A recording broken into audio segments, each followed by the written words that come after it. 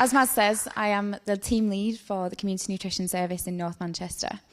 Malnutrition causes avoidable hospital admissions in care settings, and what I'd like to talk to you today is about how me and my team are actually trying to eradicate malnutrition within the care settings. First of all, I'd like to introduce Mary. Mary's an 89-year-old lady that lives in one of our care settings in North Manchester. I'd quite like to see a show of hands of people here today who feel that Mary appears to be healthy and well-nourished. Thank you.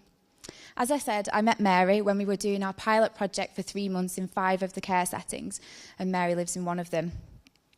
When we were introduced to Mary, the care home staff said they had increasing concerns about her appetite over the last couple of months that had actually dwindled. The GP had prescribed oral nutritional supplements, which are a high energy, low volume drink to have in between meals.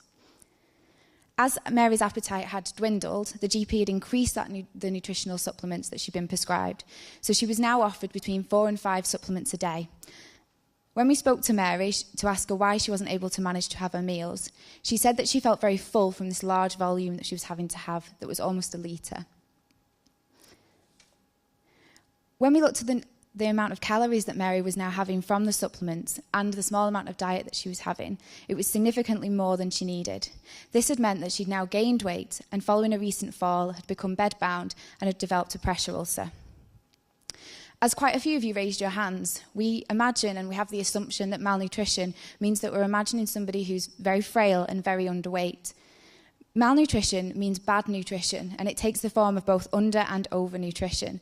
And as we found in Mary's case, it has the same consequences, particularly for our residents in the care settings, whether they're under or overnourished. Through the pilot, we were able to look at the 5 care homes, and we actually found an iceberg of patients. From the 5 care settings, we knew 12 of the patients, but there was actually a further 48% of the 146 residents who weren't known to our service and at risk of malnutrition. Within this iceberg, 18% of them were at moderate risk of malnutrition, 22% were at severe risk of malnutrition from being undernourished, and 20% were at severe risk of malnutrition from overnutrition. What we also found is that people who are at risk of malnutrition had a 50% increase in being admitted into hospital. What we've been able to do through the pilot is to create an innovative programme that identifies champions within the care setting from both the catering and the care staff.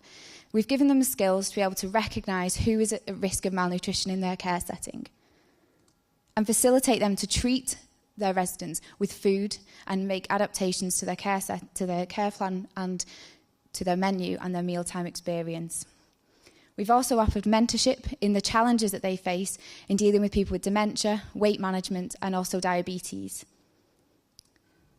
Within the 5 care homes, over the 3 months, we've reduced the rate of malnutrition by 75%. This equates to avoiding 7 hospital admissions over the next 12 months. And we've also reduced the reliance on nutritional supplements, like we found with Mary. We've been able to reduce the cost of nutritional supplements by 45%. The total savings for the pilot were £25,400, and the cost of resources and staffing for the 3 months was £4,500. This has given us a total impact of £20,900. We've been supported by North Manchester Clinical Commissioning Group to extend the pilot over 12 months over 15 homes. If we could do this over our 40 care homes in North Manchester, we would have an impact of £160,000 every year. Therefore, nutrition mentorship in care settings prevents avoidable hospital admissions, and we are one step closer to eradicating malnutrition. Thank you.